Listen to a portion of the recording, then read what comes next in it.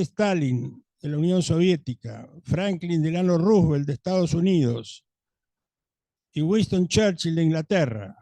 No estuvo Francia presente y marco este dato por la significación que va a tener en algunos de los relatos que voy a hacerles. Y trazaron una suerte de división geopolítica del mundo que dejaba bajo el control de la Unión Soviética un vasto territorio en Europa Oriental y en Asia, control que incluía países satélites como Polonia, Hungría, Rumania, Checoslovaquia, Alemania Oriental, que con el correr de los años y el colapso citado de la Unión Soviética recuperarían su autonomía. Ucrania era por entonces una de las repúblicas socialistas soviéticas hasta 1952. Pero Francia había estado ausente y este fue un hecho no menor, tal vez porque su líder, el general de Gaulle, estuvo obligado a exiliarse en Inglaterra durante la Segunda Guerra Mundial debido a la ocupación alemana de Francia.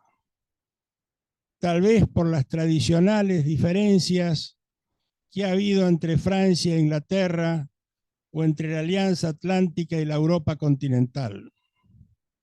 Fueran cuales fuesen las razones, cuando se reinician los aprestos institucionales tras el fin de la Segunda Guerra Mundial, son curiosamente Francia y Alemania, por supuesto Alemania Occidental, pues había quedado dividida con motivo de la guerra en la Alemania democrática, República Federal y la Alemania comunista. Pero fueron los dos grandes líderes, francés Charles de Gaulle y alemán Konrad Adenauer, que nos impulsaron y alumbraron el nacimiento de la Comunidad Económica del Carbón y del Acero,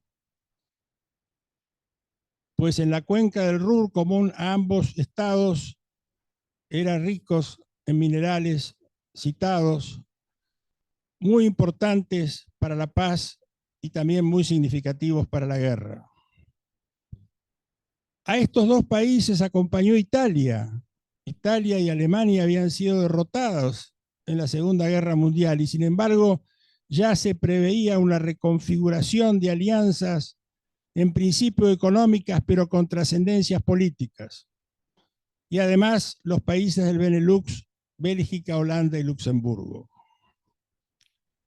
Era la Europa de los seis, que poco después, en 1957, definió la creación del mercado común europeo y de la Comunidad Económica del Carbón y del Acero. Recién en 1972, y debido a una seria oposición de Francia, se incorporó el Reino Unido a la Comunidad Europea, junto con Irlanda y Dinamarca, y un año después lo haría Grecia. Es decir, que cuando se suscita el conflicto de las Malvinas, Europa y su comunidad tenían 10 miembros. No era la Europa de 27, de 28, de 30 de nuestros días. Este hecho es significativo porque hay una serie de circunstancias que fueron definiendo la crisis, en definitiva, bélica. Primero, el contrato que tenía un ciudadano argentino, Constantino Davidoff, con una empresa escocesa para producir el desguace mediante 3 buques factorías balleneras de la chatarra que había en las Islas Georgias del Sur y que motivó su violento desalojo por los británicos. En segundo lugar, la situación institucional difícil que atravesaban ambos gobiernos, el de Argentina en la tercera fase de su régimen militar inaugurado en 1976 y el gobierno inglés presidido por la primer ministro Margaret Thatcher, que ya tenía un desgaste pronunciado en la materia económica y que inclusive circulaban versiones de que la misma flota real podía ser desmantelada. Sean cuales fueran las circunstancias, sean cuales fueran las motivaciones personales que animaron a los comandantes militares que gobernaban la Argentina o a la primer ministra británica del Reino Unido, se llevó adelante el 2 de abril la Operación Rosario y Argentina ocupó pacíficamente las Islas Malvinas. Hubo una sola baja, que fue una baja argentina del capitán Giachino. Los prisioneros británicos fueron devueltos a su país, fueron tratados con el mayor respeto, obedeciendo las reglas y usos de los conflictos armados que ya estaban previstos por la costumbre internacional con la creación de los tribunales de Nuremberg y Tokio al finalizar la Segunda Guerra Mundial, donde se especificó cuáles eran los crímenes de guerra, especificación que fue luego ratificada en las convenciones de Ginebra de 1949 y en su protocolo adicional de 1977. Los ataques arteros, las maniobras a traición, la muerte del enemigo apelando a la buena fe, son algunas de las caracterizaciones de estos crímenes que también el protocolo de Ginebra llama perfidia cuando apelando a la buena fe se ataca o se produce la muerte de integrantes de una nación enemiga. Pero menciono a Francia porque en abril de 1982,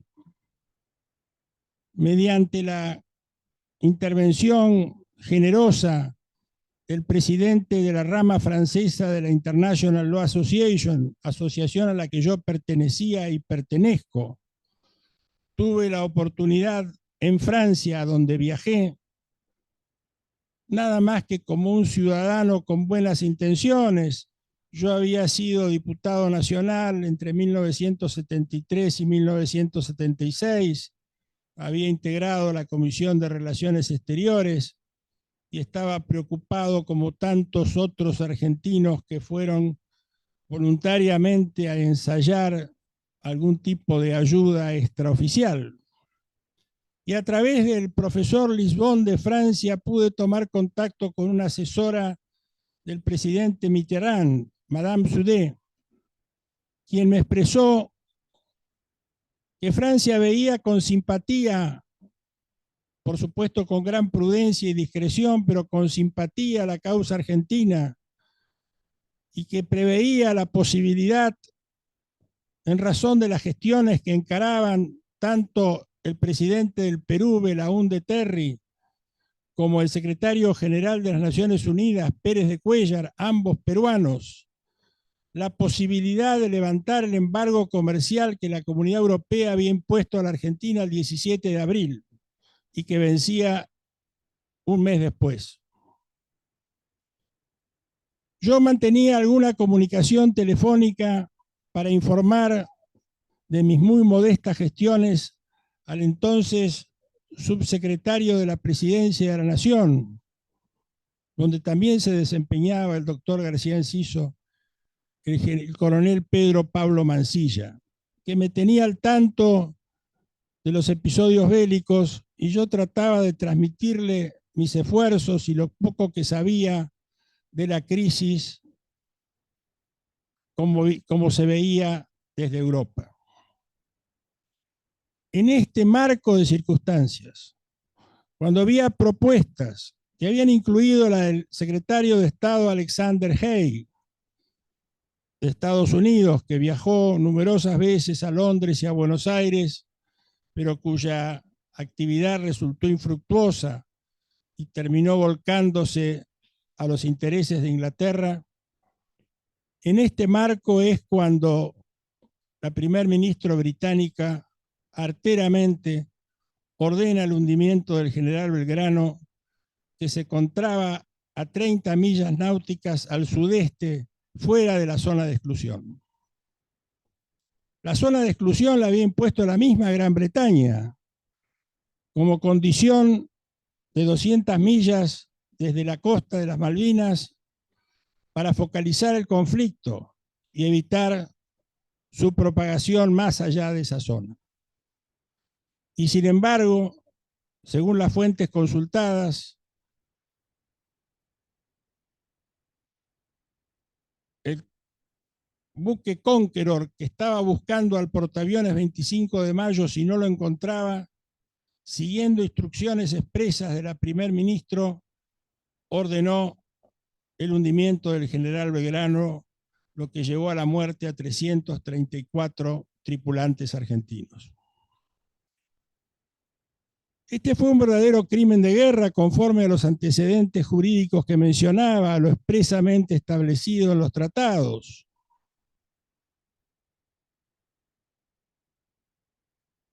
Y sin embargo, la opinión pública internacional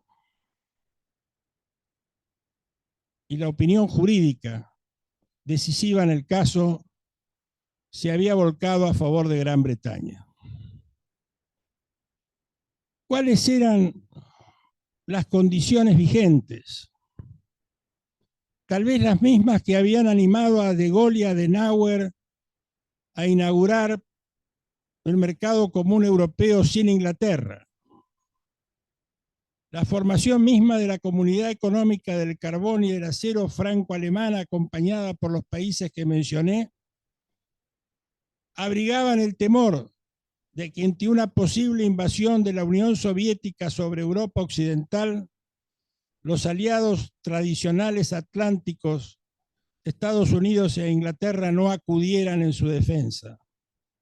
Hechos posteriores darían la razón al pensamiento y al temor de Gaulle y Adenauer cuando en 1956 se reprimió sangrientamente al pueblo húngaro, y otro tanto ocurrió en 1968 en Checoslovaquia. Había un resquemor respecto a los países integrantes de la Alianza Atlántica, que tienen una religión distinta, una cultura diferente, una tradición jurídica propia, el common law. Y todas estas circunstancias hicieron que hubiera cierta receptividad en Francia a alguna gestión que emprendimos para lograr una solución pacífica. Pero el hundimiento del general Belgrano desbarató esta posibilidad. La propia Margaret Thatcher, en una audiencia de la BBC ante la periodista Diana Gould, reconoció años después que había decidido el hundimiento como una forma de flexibilizar la zona de exclusión, es decir, hacer inevitable la guerra y frustrar toda posibilidad de entendimiento que se insinuaba por la gestión diplomática de autoridades tan importantes como el presidente del Perú y el secretario general de las Naciones Unidas.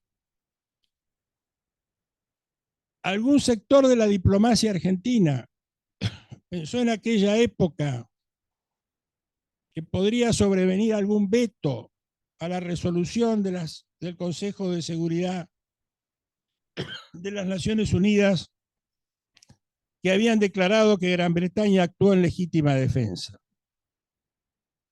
Es que la legítima defensa y el Consejo de Seguridad mismo vienen a resultar una suerte de ironía del derecho internacional.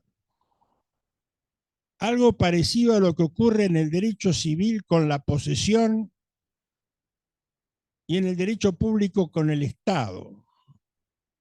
El poseedor posee porque posee, dice la ley civil, y el Estado existe porque tiene poder.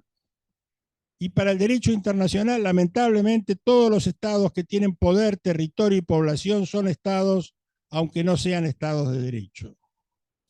La configuración del Consejo de Seguridad fue el resultado que expresaba el fin de la Segunda Guerra Mundial, porque así como la Segunda Guerra Mundial fue promovida por los terceros en discordia, Alemania, Italia y Japón, que no eran países comunistas, sino que eran más bien capitalistas, pero eran totalitarios, El Consejo de Seguridad fue el resultado de que para derrotar a Alemania fue necesario el concurso del Ejército Rojo Soviético que ocupó Berlín y que todavía restaba terminar con el otro gran conflicto en Asia contra Japón, donde se había estimado que para que Japón se rindiera haría falta sacrificar 250.000 tropas aliadas.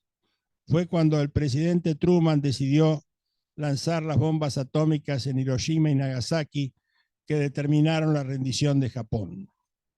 Pero eso llevó a que el Consejo de Seguridad tuviera 5 miembros permanentes con derecho de veto.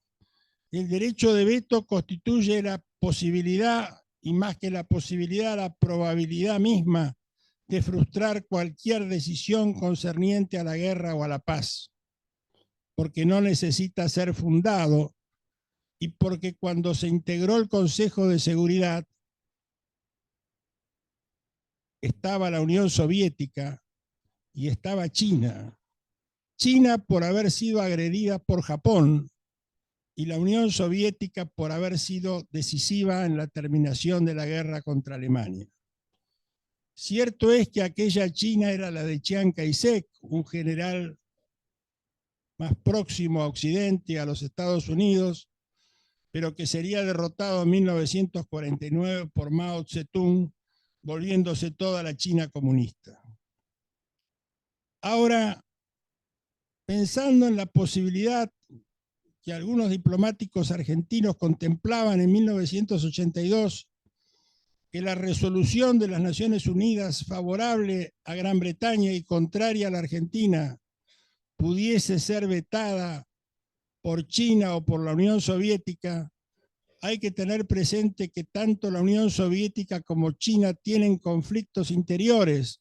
La Unión Soviética y hoy Rusia con Georgia y China con Taiwán, tal vez este es el más grave.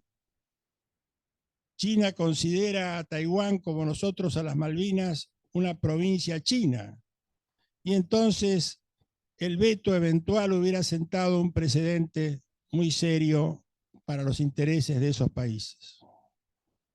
La causa de la Argentina, sin embargo, era una causa justa y se judicializó en el caso del señor Oscar Antonio Coronel y tripulantes del crucero General Belgrano contra el Estado Nacional, los 3 comandantes en jefe y el Reino Unido de Gran Bretaña e Irlanda del Norte. Y la Corte, que abrió el recurso extraordinario porque entendió que había cuestión federal, terminó resolviendo en noviembre de 2010 que se trataba de actos de iure imperi, es decir, de actos que estaban fuera de la posibilidad de demandar a un Estado extranjero. Acá me permito hacer una breve paréntesis, porque hasta los años 1970 prevaleció en el mundo la teoría expresada en el aforismo romano par inter pares non habet imperium, no podía un Estado juzgar a otro Estado. Pero esto cambió con las leyes federales de Estados Unidos, de Inglaterra, de Europa, con el cambio en la misma costumbre internacional que llevó a la Corte Suprema Argentina en el caso de Juan José Manauta, un empleado encargado de la edición de una revista en la Embajada de la Federación Rusa, a obtener el favor de la Corte pese a que su demanda laboral había sido rechazada en primera y segunda instancia porque se reconocía el cambio de jurisprudencia, es decir, el cambio de costumbre internacional en el sentido de que cuando los estados extranjeros actuaban como personas de derecho privado, podían y debían ser llevados a la justicia. Claro, el reclamo era por delitos y cuasi delitos, que está previsto en la posterior ley al caso Manauta, ley argentina 24488, que sean acciones judiciales contra un Estado extranjero sin necesidad de pedir su conformidad. Porque si bien sigue vigente en la nueva ley el principio de que para demandar a un Estado extranjero debe pedirse previamente su conformidad, No lo es así cuando se trata de acciones sujetas al derecho también privado como los delitos y cuasidelitos. Sin embargo, la Corte no abrió su jurisdicción, insistió en la teoría de los actos iure imperi, y en otro caso, encabezado por los familiares de los marinos argentinos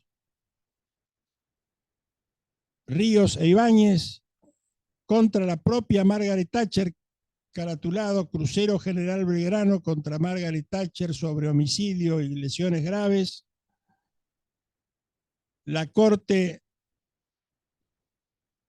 tampoco se pronunció favorablemente y entonces los familiares de estos marinos muertos llevaron el caso a la Comisión Europea, al Tribunal Europeo de Derechos Humanos, que por una razón procesal, haber transcurrido los 6 meses desde el agotamiento de los recursos internos, no hizo lugar a la demanda.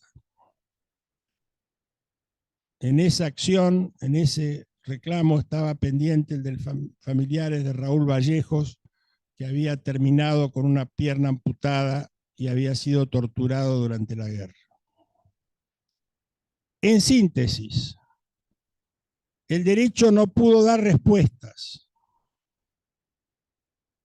pero el hecho es el que manda en el derecho internacional. Como que la posesión es que se posee porque se posee, y el Estado es porque hay poder, territorio y población, no importando la índole del poder, si se acomoda o no al Estado de Derecho. En su obra, que es la que motiva esta serie de disertaciones, Eduardo Sisko hizo 2 afirmaciones, entre otras muchas valiosas, que contiene su libro, a las que yo me quiero referir brevemente. Una, las relativas al descubrimiento de las islas por Esteban Gómez, la ocupación por Bougainville, proveniente de San Malo, y de ahí el nombre de Malouines y después Malvinas, la interrupción de esta ocupación por Francia y por Gran Bretaña, y el reclamo español que hizo que tuviera Gran Bretaña que devolver en 2 oportunidades las islas a España, pero finalmente la usurpación en 1833, en plena época de gobierno de las relaciones exteriores por el brigadier general Juan Manuel de Rosas, ya que en la provincia de Buenos Aires había sido delegada por las otras del país de las Provincias Unidas para conducir las relaciones exteriores.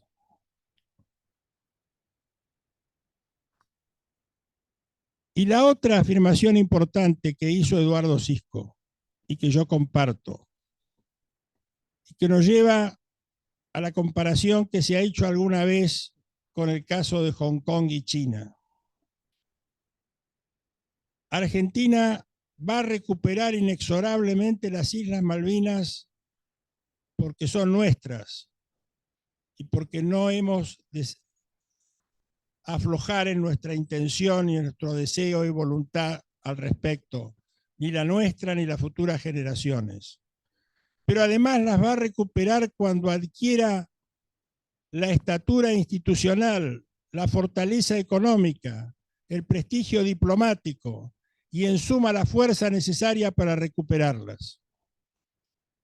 China había suscrito en 1997 un tratado con Gran Bretaña que preveía la devolución de Hong Kong a la China 20 años después. También como los británicos que habían firmado con la Argentina o con las Provincias Unidas del Río de la Plata en 1825 un tratado de amistad y cooperación, y el propio firmante del tratado, Goodwin Parish, después traicionó sus principios e intervino en la ocupación de las islas. También en estos casos Gran Bretaña, en el caso de Hong Kong, intentó dejar de cumplir el tratado. Y un funcionario de no alto rango del Ministerio de Relaciones Exteriores le hizo saber a los británicos Si no cumplen con la devolución a China de la administración británica, mandaremos 10.000, 1.000.000, 10 millones, los que hagan necesarios para recuperar el territorio de Hong Kong para la China. También se había comprometido la China a llamar a elecciones para que Hong Kong fuera autónoma, cosa que no cumplió. Es decir, que no estaban interviniendo partes de buena fe. Tampoco fue de buena fe la conducta de Gran Bretaña al sostener el principio de deseo de los isleños para resolver la cuestión de las Malvinas y llamar a un referéndum que lógicamente iba a ser abrumadoramente mayoritario porque se trataba de una población importada de Gran Bretaña. Justamente la posición contraria que sostuvo frente a Ucrania y Crimea cuando respecto a la anexión de Crimea a Rusia, sostuvo en cambio Gran Bretaña el principio de integridad territorial, que es el que nosotros sostenemos respecto a las Malvinas y su pertenencia al continente y a la Argentina. En fin, habría mucho más que hablar sobre estos temas.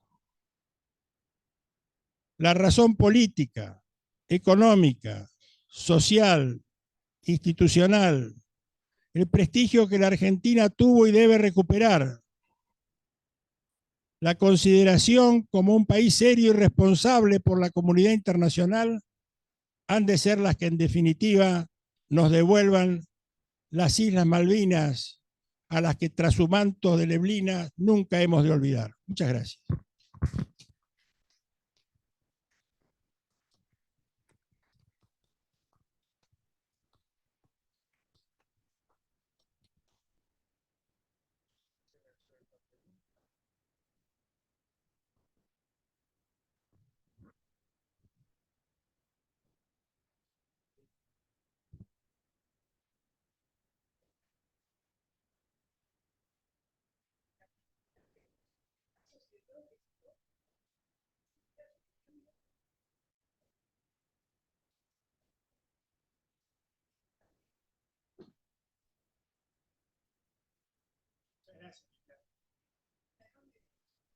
La gran profesora de Derecho Internacional, Liliana del Castillo, vicepresidente de la rama argentina de la International Law, junto con Roberto Fraga, que preside el doctor Eduardo Conesa, que además ha sido diputado nacional recientemente.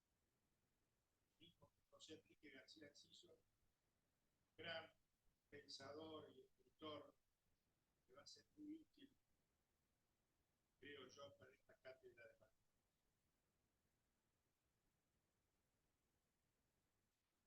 Bueno, aprovechando la oportunidad, pero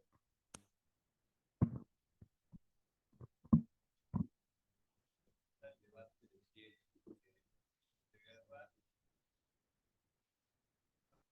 para plantearlo. Pero también hay una serie de elementos muy importantes, elementos por ser testigo presencial. Quería añadir esto, porcentaje de lo que yo viví. Y me tocó redactarlo además.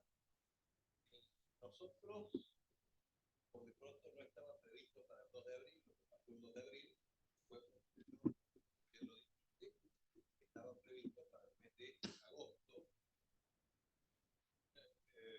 una jugada diplomática ante la noticia de que en 1833 había un avance en el tema de autodeterminación. Pero lo importante es que en Argentina es un equipo negociado. Y entonces mucha gente dice, ¿por qué no aceptamos la propuesta de las 3 banderas de Hayek? No la aceptamos porque introdujo el principio de la autodeterminación. En el artículo 8º, inciso 4 del documento que presenta el 8 de abril del año 2002. Pero sí aceptamos la paz que planteó el AUTE, y de eso hay pruebas terminantes, incluyendo la palabra de Belaúnde Terry. El AUTE dice que la Argentina había aceptado y da una conferencia de prensa a las 5 de la tarde, hora de Lima, donde anuncia los términos del acuerdo. El AUTE estaba en contacto con el ministro Kim, que es la había aceptado. Y Belaúnde dice, se introdujeron algunos pequeños cambios porque en la negociación pretende Gran Bretaña introducir de nuevo el tema de la autodeterminación. Pero estábamos negociando y se había aceptado. Y en ese momento, cuando a mediodía Thatcher, en un almuerzo con 3 personas más, da la orden de ir al Belgrano, para lo cual debe cambiar, pero recién lo anuncia días después sus propias reglas de juego. Ahí hay un punto para el reclamo, porque las reglas de juego puestas por el ritmo británico impedían hacer lo que hicieron. Y Thatcher cambia eso a mediodía del domingo, 2 de mayo, cuando ya habíamos aceptado la paz. Después, por supuesto, la Argentina sigue queriendo negociar, no hubo forma, y para esto me parece muy importante que todos los argentinos seamos nuestra documentación. Veamos la documentación británica, primero las memorias de Thatcher. Donde dice que nunca tuvo el mismo propósito de negociar, porque no había nada para negociar. Ella dice, la Argentina cometió un acto ilegal, o se va o la sacamos. Lo dice ella. Después hay otro tema importantísimo, el informe Frank. Está publicado en castellano, ahora se va a reeditar, espero yo, antes de este año, porque hay una viejísima lección. El informe Frank es el informe oficial de las negociaciones inglesas de 1982. Y también establece que nunca estuvo en el propósito británico negociar la soberanía. Y dice que algún funcionario argentino creyó que íbamos a negociar la soberanía, se equivocó, lo dice la Corte, firmado por Tom Frank. Y así una cantidad de materiales, elementos, documentos, que yo creo que habría que leer y que son los documentos de la parte británica para comprender el contexto global.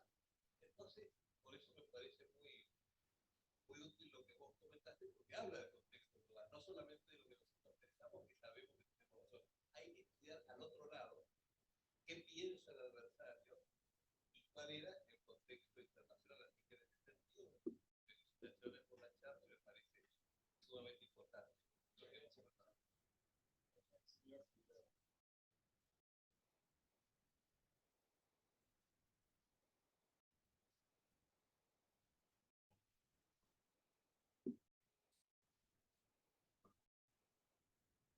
Perdón, no escuché bien, señor.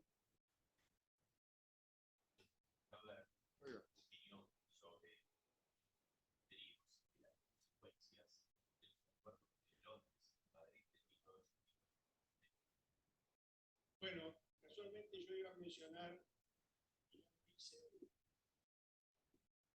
lo he hecho para hacerlo ahora, 2 opiniones de la Cancillería Argentina, una de la Susana Marcorra, ministra de Exteriores durante el gobierno de Macri, y otra del Ministerio de Relaciones Exteriores en 2020, ya el gobierno de Alberto Fernández, en que señalaron que no cabía tramos posibles a España después de los acuerdos de Madrid, ya que bajo la fórmula del paraguas de la soberanía se comprometían ambas partes a no ejercer o realizar ninguna demanda contra la otra para enfocar el tema del movimiento de general. Ahora, si esto sin embargo es un crimen de guerra, plantearon al europeo, también los familiares de que había que obtener por lo menos una declaración de certeza, iniciar un proceso de reparación económica por los daños sufridos, que corresponde la reparación integral por los daños según la jurisprudencia internacional de todas las épocas, sino obtener una declaración de certeza. Esto que ha dicho José Enrique García Enciso, demostrar categóricamente que no hubo voluntad de negociar.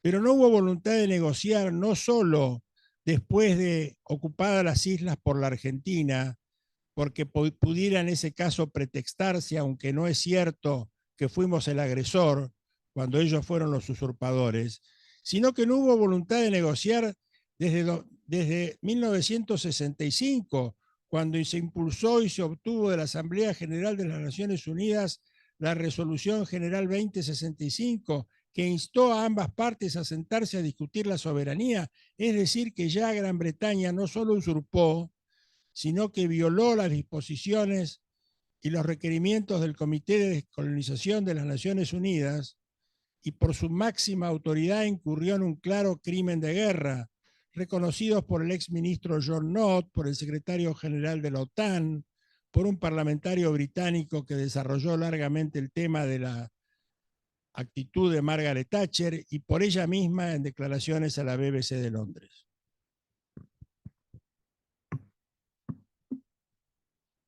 ¿Qué tal? Buenas tardes. Si bien los Madrid 1 y 2 estarían supuestamente vigentes, han sido acuerdos, no son tratados. Entonces, desde la ignorancia, mi pregunta es, ¿cuál es el peso que pueden tener si no han sido aprobados por el Congreso y son solamente acuerdos? Bueno, ahí hay alguna discusión acerca de la validez de los acuerdos verbales conocidos como tratados simplificados.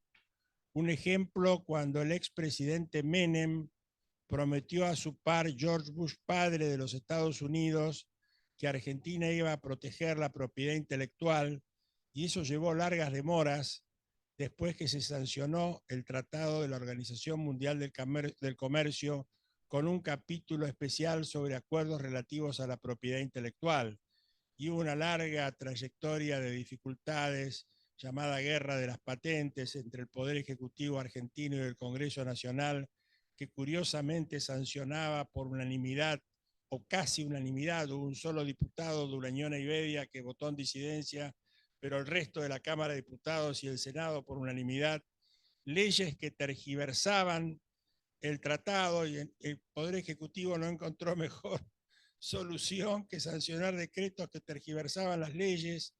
Me tocó tener una pequeña participación en lo que terminó siendo, tras un acuerdo entre laboratorios argentinos y extranjeros farmacéuticos, el decreto 3 del 96, que reivindicaba para los miembros del Congreso reglamentar el tratado, pero sin desnaturalizarlo, y para el Poder Ejecutivo otro tanto con la ley también sin deformarla.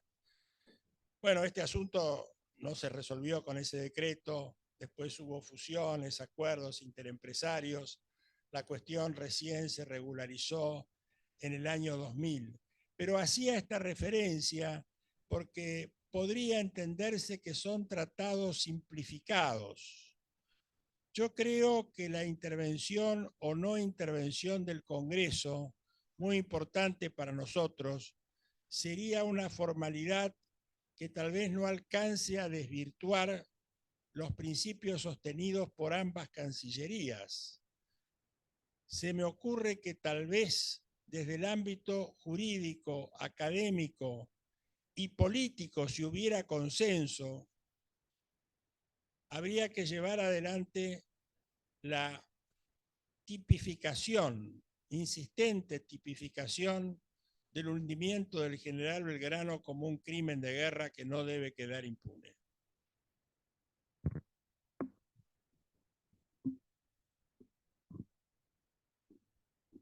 Doctor Colés, sí, una observación que más viene de hecho. Inglaterra, Gran Bretaña, se ha separado de la Unión Europea. Por otra parte, Escocia está queriendo separarse de Gran Bretaña y unirse a la Unión Europea.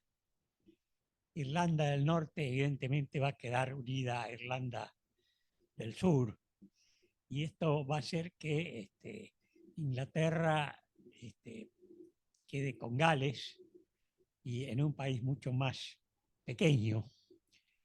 Por el otro lado, nuestro país sufre una decadencia económica de muchísimos años, yo diría de más de 50, 60 años.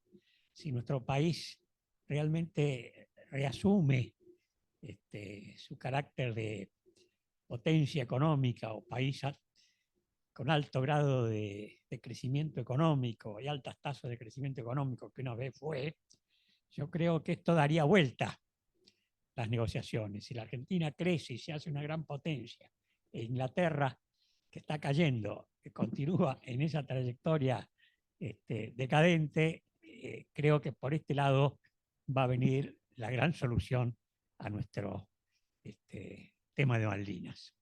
Muchas gracias, doctor.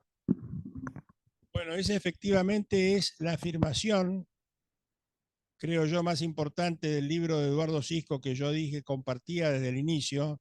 Cuando Argentina recupere la solidez que tuvo otrora, se va a descorrer el manto de neblinas y podremos tener una solución más decidida y más firme para la recuperación de las islas.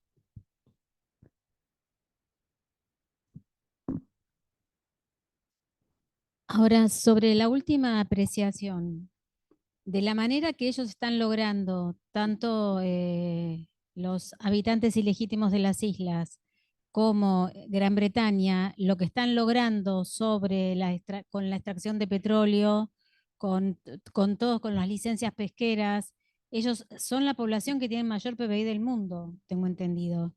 Entonces, creo que es muy difícil. Ellos en este momento tienen una vaquita muy atada con Malvinas y más con nuestro accionar. Entiendo, salvo que el actual gobierno, y sin entrar en política, tenga unas de espadas bajo de la manga, pero lo veo, hoy por hoy, lo veo muy alejado. Es absolutamente cierto lo que usted dice, pero la realineación política internacional de Argentina más próxima a Estados Unidos puede inclinar el fiel de la balanza, porque Estados Unidos es el hermano mayor, aunque haya sido colonia de Inglaterra, y su opinión puede ser decisiva y gravitante. Yo creo que el escenario internacional y el papel que la Argentina cumpla en el escenario internacional en su alineación política, por un lado, y la recuperación económica e institucional interna que mencionaba el doctor Conesa, pueden equilibrar esa notoria e indiscutible diferencia a favor que tienen por la pesca, por la proyección sobre la Antártida, sobre el Producto Bruto de sus habitantes en este momento, Gran Bretaña y las Malvinas. Los voy a remitir al incidente de Davidoff o incidente Georgias.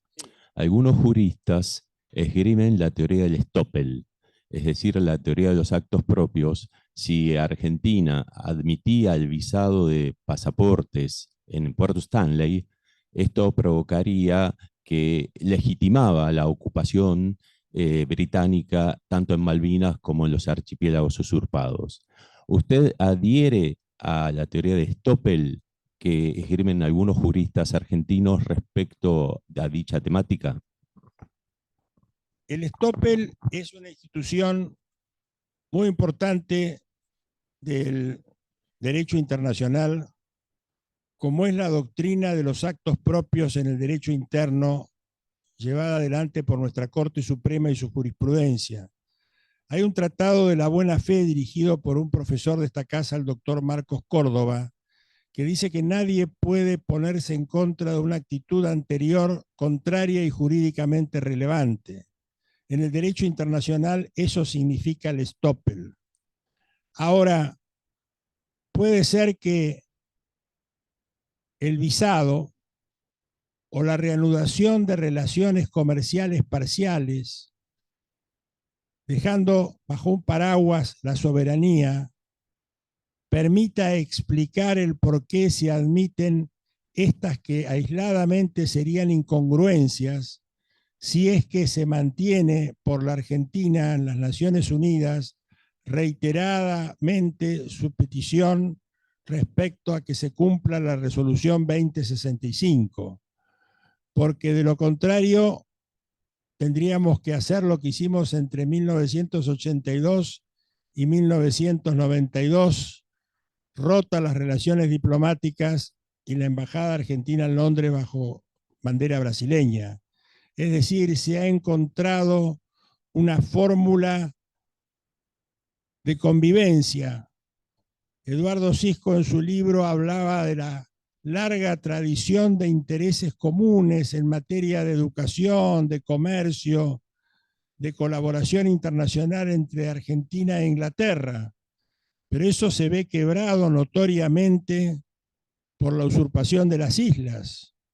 El ex rector de esta universidad, el doctor Garbarine Islas, decidió no viajar más a Londres después que se produjo el episodio de Malvinas. Es decir, hay cuestiones que ofenden nuestros sentimientos más íntimos, otras que plantean cuestiones jurídicas delicadas, pero así como debemos abordar este tema con el corazón caliente, creo que debemos hacerlo con la cabeza fría para encontrar la mejor oportunidad y el modo más eficiente para recuperar nuestras Islas Malvinas en el mediano y largo plazo.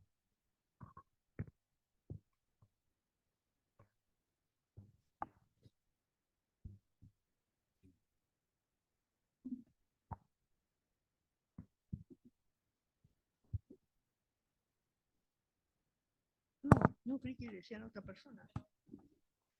Bueno. No, muchas gracias.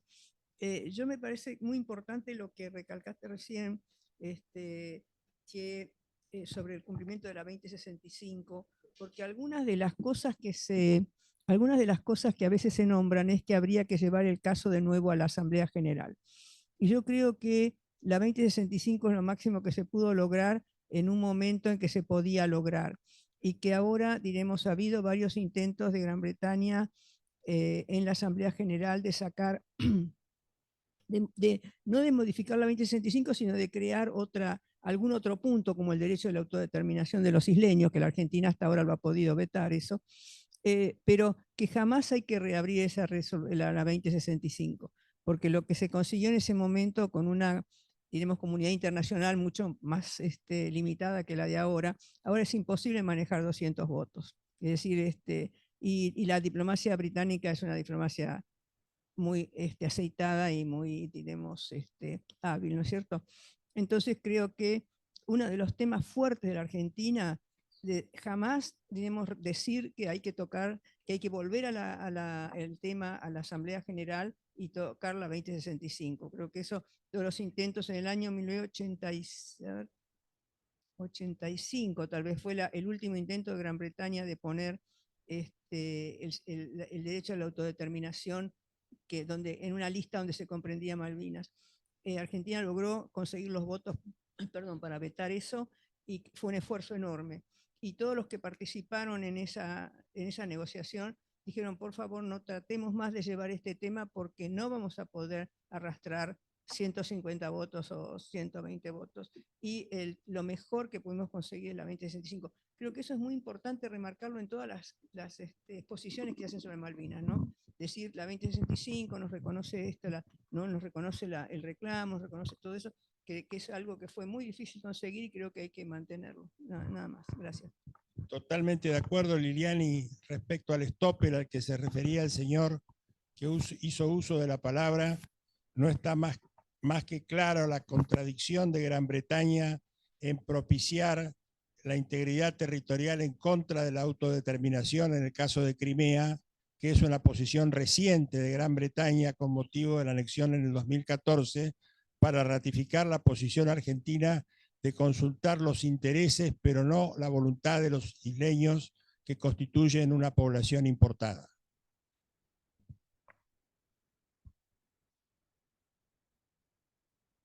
Doctor, a mí estoy aquí presente porque me llamó poderosamente la atención el título de la conferencia, el crimen del crucero General Belgrano. Evidentemente, los tratados superan mis conocimientos, por eso no puedo hablar absolutamente de nada del tema, como se ha hablado acá en este aula.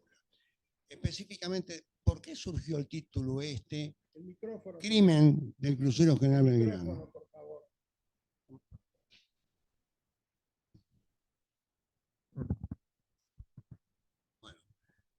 Bueno, ahora me escucha, doctor. Sí, sí, sí. Bueno, yo le escucho. No tengo muy claro la audición, pero bueno, he sentido todo lo que se ha discutido acá, que está mucho más allá de los conocimientos míos jurídicos y legales que se ha hablado acá. Yo vine especialmente porque me llamó poderosamente la atención el título de la conferencia, el crimen del crucero General Belgrano. Entonces, quisiera saber por qué se puso ese título. Le explico la historia, la pequeña historia de esta cuestión. Hace unos meses, el rector me hizo la distinción de invitarme a dictar una conferencia sobre el tema Malvinas y me pidió mi opinión acerca de la naturaleza del hundimiento del general Belgrano en cuanto al juicio de derecho que correspondía, si era o no era un crimen de guerra.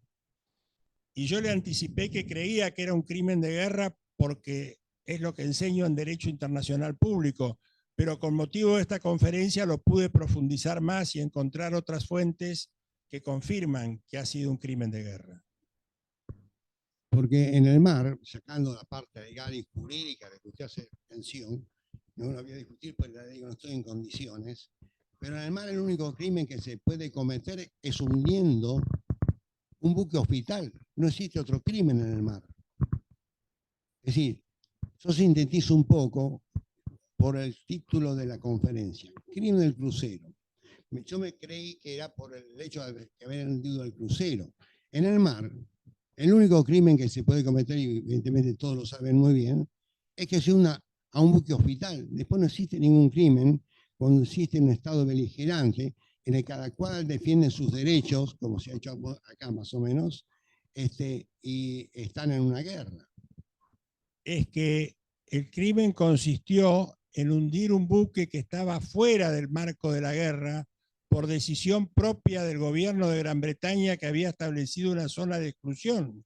Y entonces ese ataque es como si hubiera sido a un buque hospital o a un buque civil, y por eso es un crimen de guerra, porque estaba fuera del combate bélico. Bueno, perdóneme, yo estuve a bordo del crucero General Belgrano porque soy el segundo comandante. La zona de exclusión no se sabe por quién la puso y para qué. Cuando al crucero, al comandante del crucero se le dio la orden de atacar al enemigo, no le dijeron dónde estaba el enemigo, lo tenía que atacar, dentro y fuera de la exclusión. Por eso le digo que a mí me asombró muchísimo la palabra crimen. Nadie cometió un crimen. Los dos bandos beligerantes luchaban por lo que ellos creían que, equivocadamente o no, consideraban que era suyo. Y Con nadie, todo respeto, nadie, señor, perdón, con todo respeto, saber por qué ocurrió el crimen. Porque el crimen está tipificado así en la zona de no exclusión. Porque si ataca al enemigo, entonces hay ordenado. No, pero al enemigo hay leyes y usos de la guerra que rigen durante la guerra. Y por eso las convenciones de Ginebra, por eso los tribunales de Nuremberg y Tokio, por eso el protocolo adicional a las convenciones de Ginebra de 1977. Esto está jurídicamente regulado. Aunque usted desde el punto de vista de un oficial naval tenga una opinión distinta, jurídicamente es incontrastable la condición del crimen. Gracias. Doctor García Enciso.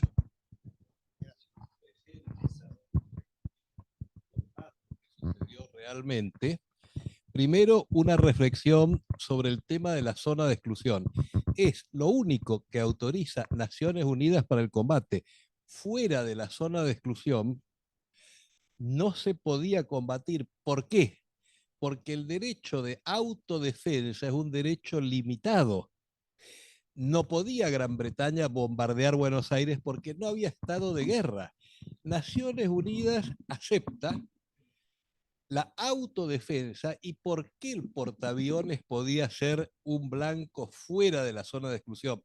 Porque el poder ofensivo del portaaviones era el alcance de sus aviones.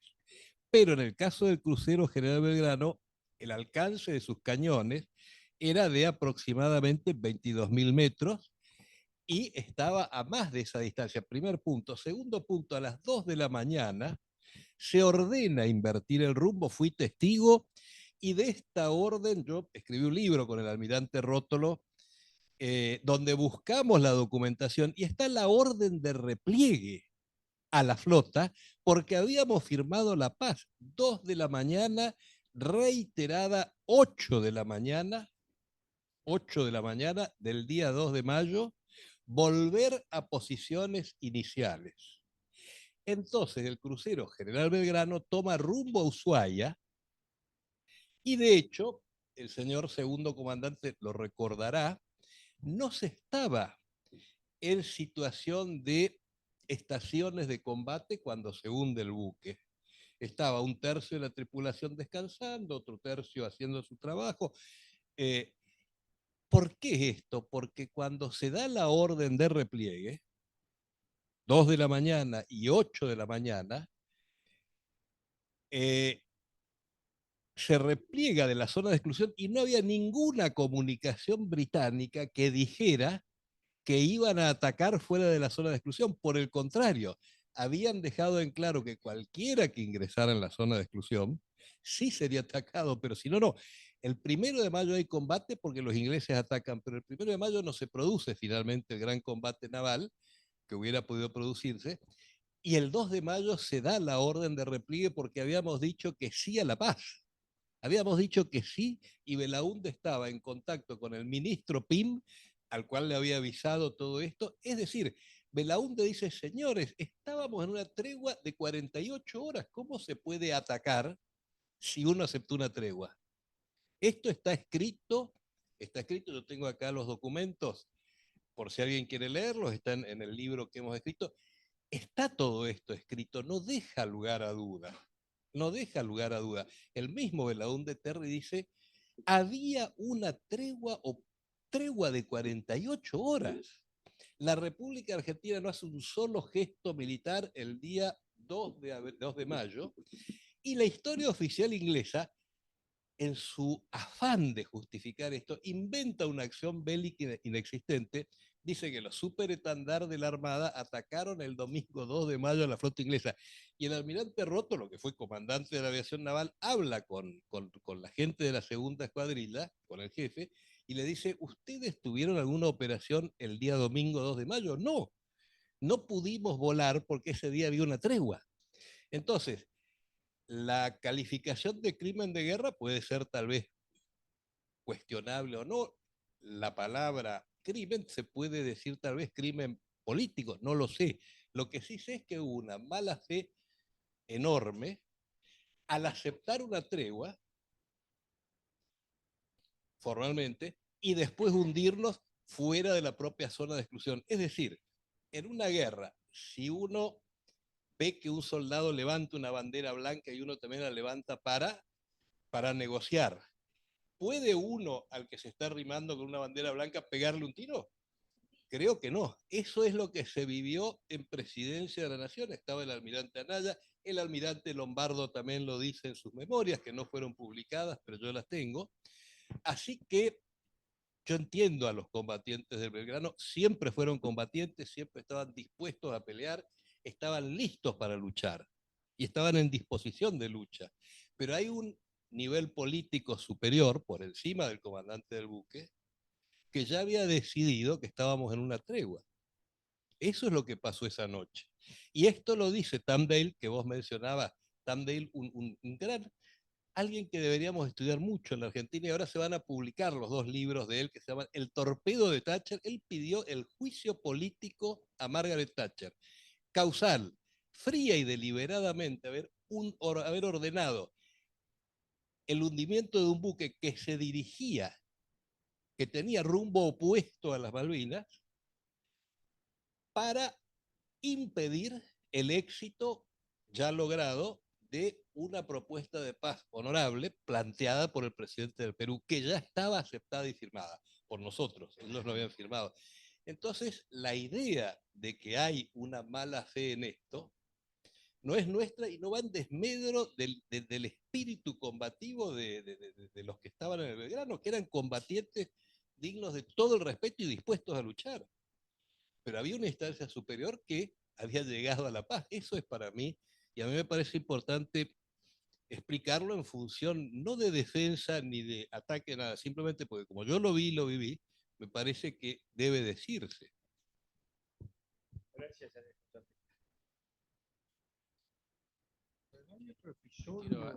perdón, le quiero hacer una señor segundo comandante. Yo viví todo esto desde una situación muy personal. él habla yo soy amigo personal de Benito Rótolo. O sea, conozco la historia de afuera, pero me gustaría preguntarle al señor comandante, que obviamente, con todo respeto, ustedes son nuestros héroes, yo lloro por ustedes. ¿Cuál es el pensamiento desde el corazón, desde los códigos de la Marina? Sí, desde los códigos. Acá.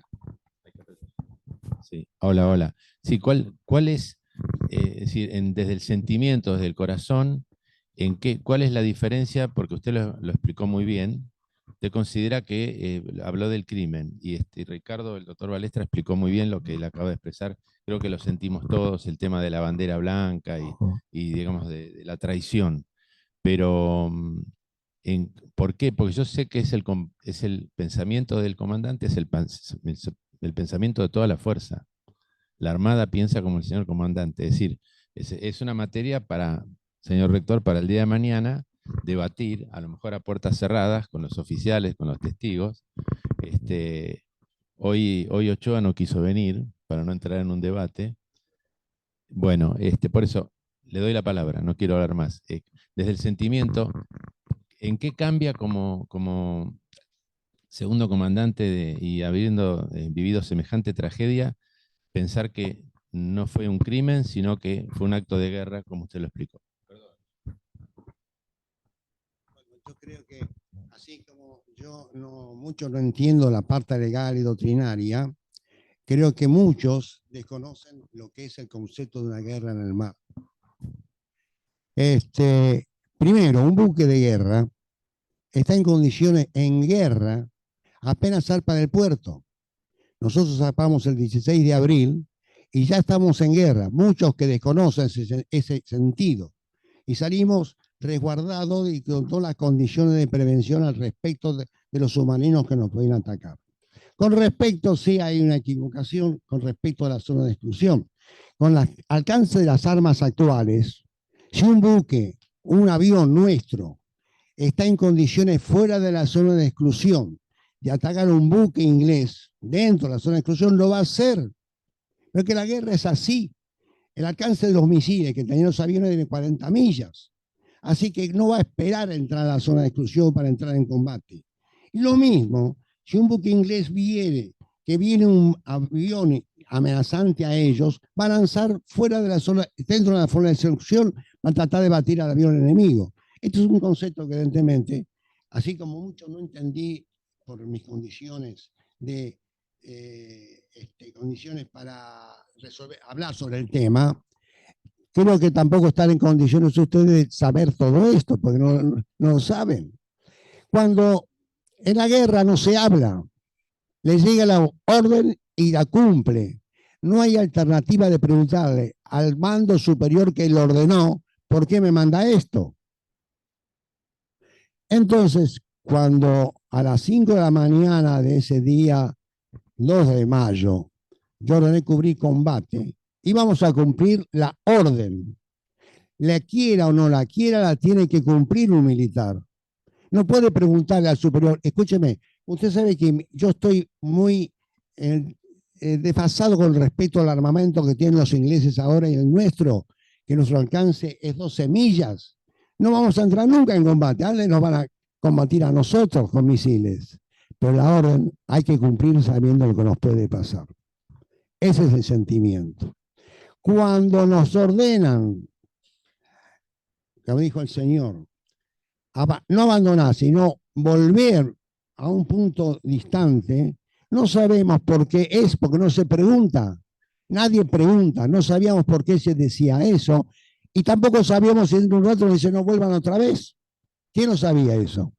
Tal es así que nosotros seguimos cumpliendo el plan de combate, por si encontramos un buque inglés fuera o dentro de la zona de exclusión, lo íbamos a hundir si podíamos. Entonces, el tema hay que entenderlo desde ese punto de vista para poder saber si fue un crimen o un crimen. Que nosotros íbamos a cumplir, íbamos a efectuar un crimen hundiendo un buque inglés. No entiendo.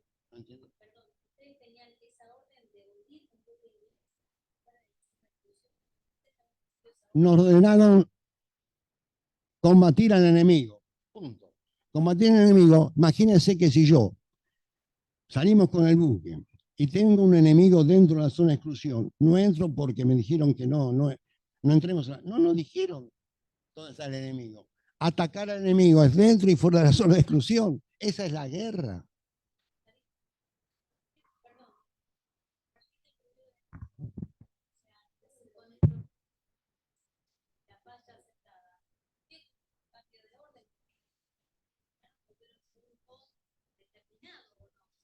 Pero no te dijeron por qué. No sabíamos si por una táctica que el comandante de la flota, que era el que mandaba las órdenes, tenía una táctica distinta, nos desconocimos, no le íbamos a preguntar, ¿por qué nos damos vuelta? ¿Qué terminó la guerra para nosotros? No, seguimos cumpliendo los puestos de combate, porque en esa ida vuelta, como dijo el señor bien, que nos ordenaron, no sabíamos si dentro de nosotros dice, bueno, no, hay un enemigo a tal distancia, vayan a atacarlo.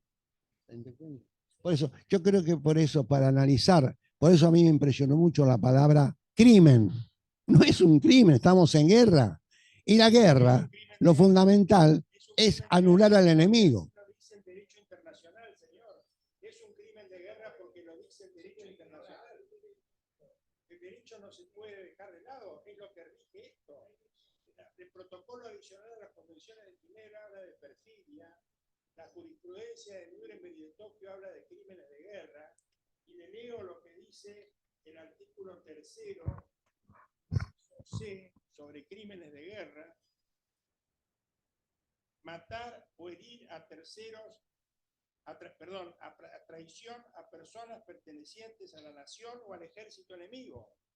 Bueno, yo justamente leí esa parte, la leí en Google, me interiorizé un poco, y justamente dice, ¿cuál es crimen de guerra? El crucero estaba combatiendo al enemigo. Por eso digo que en el mar, el único crimen de guerra que hace, cita eso, pues lo leí, es hundir un buque, o justamente, cuando estamos en... A la inversa, si el crucero General Belgrano hubiera hundido fuera de la zona de exclusión a un buque británico, hubiera cometido un crimen de guerra y no podía arguir el comandante que no estaba informado de la orden de la superioridad.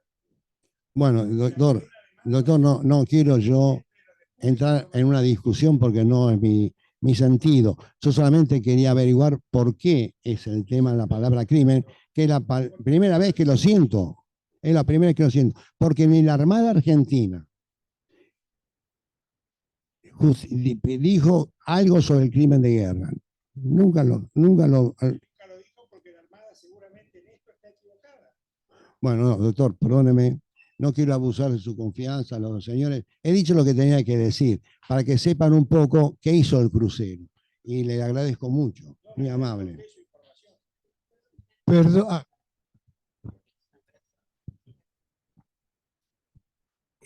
Doctor, buenas tardes.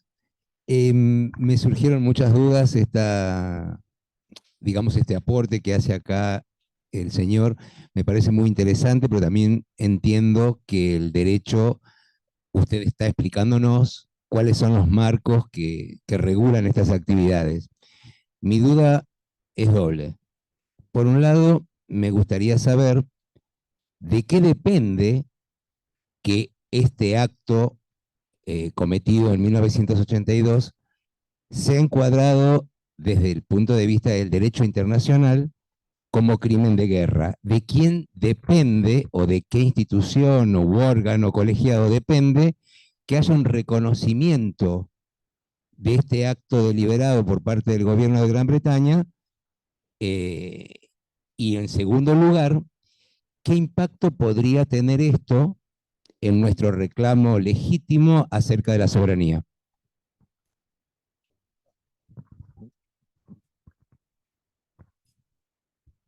Cualquier tribunal federal argentino, la Corte Suprema o un tribunal internacional podrían otorgar una declaración de certeza, nada más que una declaración de certeza, acerca de que el hundimiento del general Belgrano fue un crimen de guerra, para dejar constancia ante la comunidad internacional y sobre todo ante el Reino Unido de Gran Bretaña y las Naciones Unidas que el hundimiento del general Belgrano fue un crimen de guerra realizado con el propósito de evitar las tratativas de paz que ya estaban virtualmente cerradas y aceptada por la Argentina la propuesta de paz del presidente Belaúnde Terry del Perú.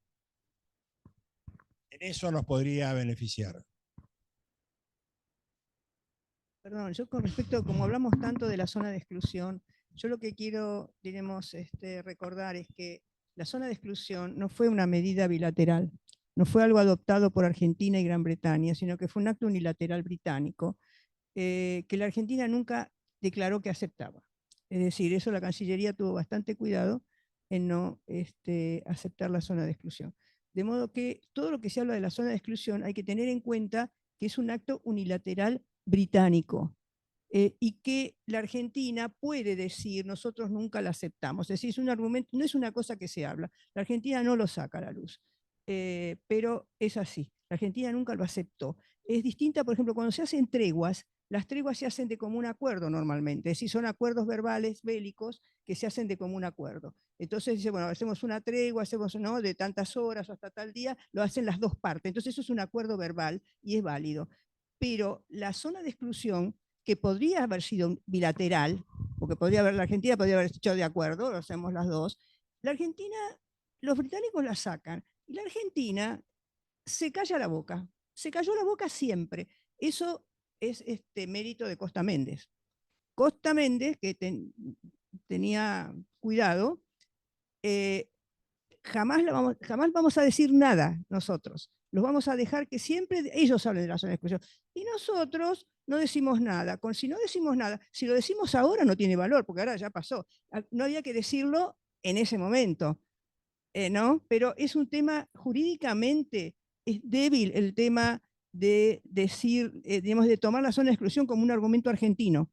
Es un argumento británico, no es nuestro, o sea que eso creo que hay que tenerlo en cuenta. No es una cosa que se menciona, ni siquiera lo tiene Costa Méndez en sus memorias, no lo tiene, pero el tema, yo estaba en la Cancillería, así que lo puedo decir.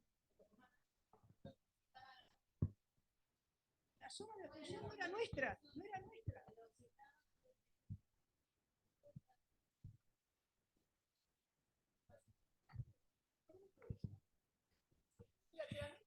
Perdón, la zona de exclusión, claro, pero la zona de exclusión es algo aceptado posteriormente en función de la resolución 502 de Naciones Unidas como zona de legítima autodefensa. No tiene ninguna importancia que la Argentina acepte o no. Naciones Unidas no objeta la autodefensa en un radio, no la objeta cuando Gran Bretaña la presenta. Por lo tanto, Gran Bretaña comunica a la República Argentina que en función del derecho de autodefensa, dado por la 502, va a hacer un cinturón de protección alrededor de las islas. Hasta ahí llega, nosotros no aceptamos ni negamos, claro. Naciones Unidas, sí. Claro, por supuesto. Claro. Y esa es la realidad. Y esa es la realidad. No, no.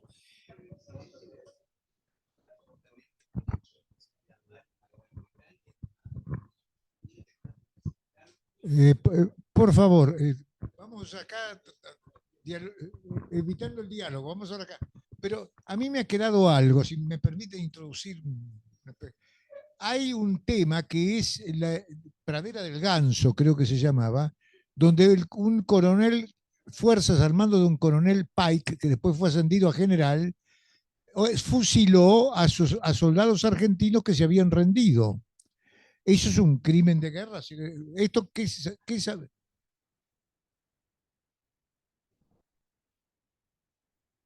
Esto está denunciado en alguna publicación irlandesa, creo, y además me lo manifestó a mí el doctor Viana, una persona que inclusive me mandó algún comentario sobre que después este coronel Pike fue ascendido a general. denunciado por los propios soldados ingleses. Sí, esto también está dentro del libro, creo, por lo menos como para investigarlo, porque el libro es un comienzo, no es un final. El libro de acá del rector, ¿no?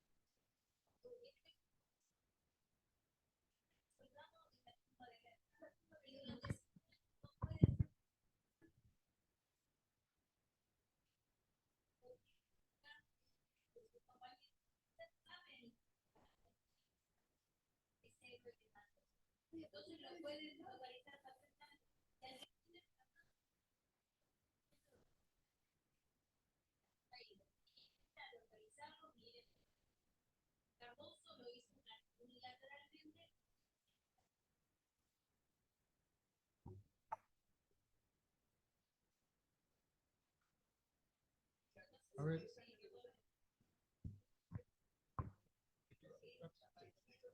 Dos personas. Ahí. Bueno, complementando este interesante ejercicio intelectual, felicito a la casa por haberlo fomentado. Pregunto a los que investigaron sobre el tema relacionado con la dación de una orden y el cumplimiento de una orden. Tal vez el doctor García Enciso, tal vez alguno de los otros presentes me puede confirmar esto. El comandante del Conqueror no cumplió la orden inmediatamente. Me pregunto, ¿no pidió ratificación de orden a Londres?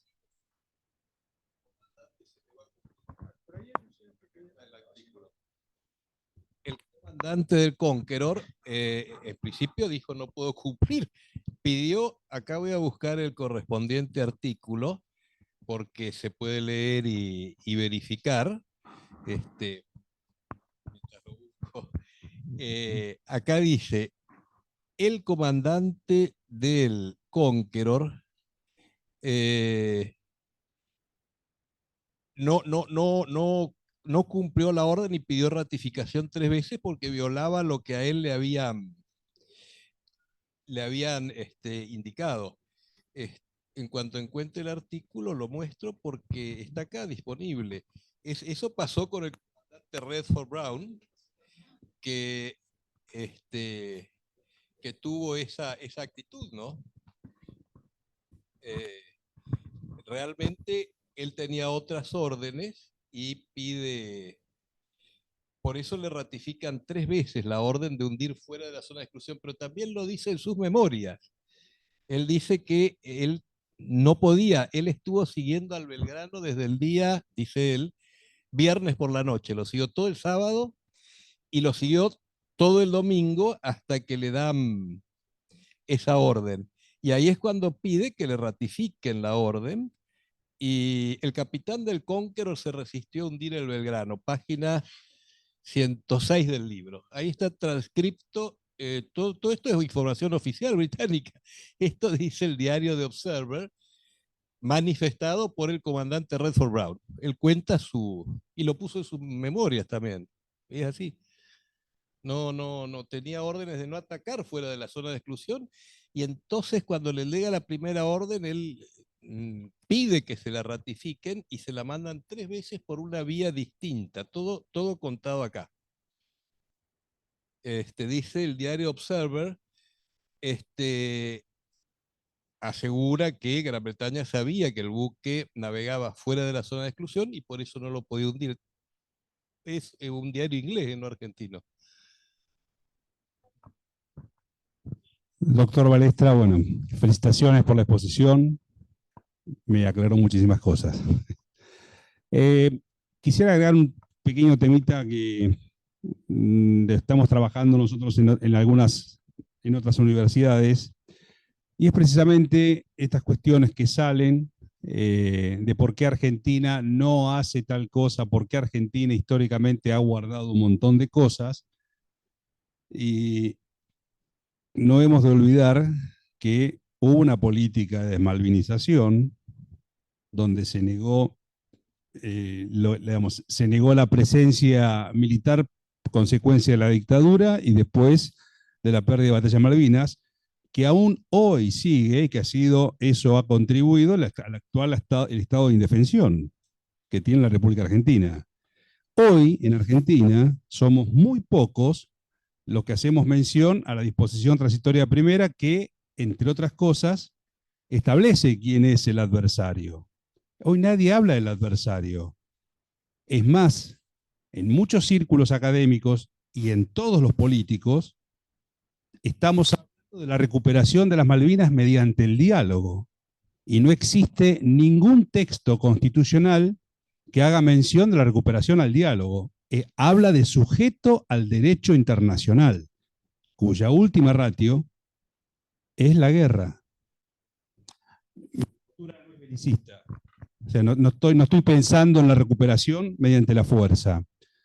Pero si nosotros no entendemos quién es el adversario y que la recuperación no va a ser mediante el diálogo, porque aparte ustedes lo han explicado muy bien, históricamente hemos llamado al diálogo, Naciones Unidas ha llamado al diálogo, y jamás quisieron dialogar.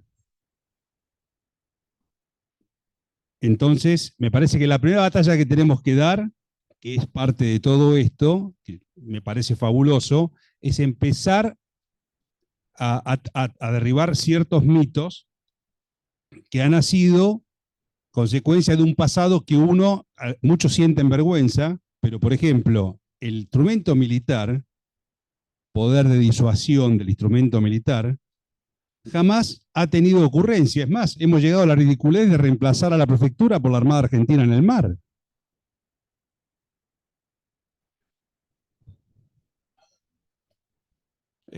Sí, gracias, se entendió. La policía del mar, en un ambiente totalmente internacionalizado como es el mar, hoy reemplaza a la Armada Argentina.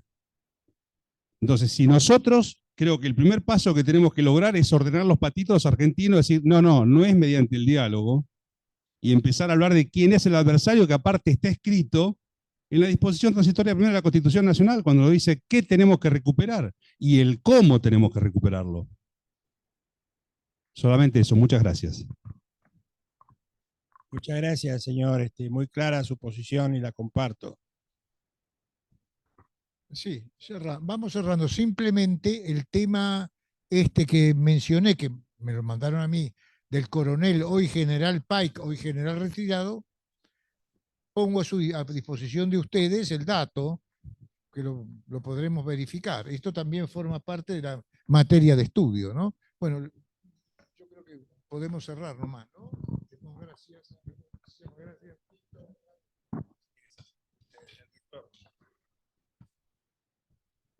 Bueno, por supuesto, hemos visto la ilustración del doctor Balestra, la ilustración de muchos de ustedes concurrentes.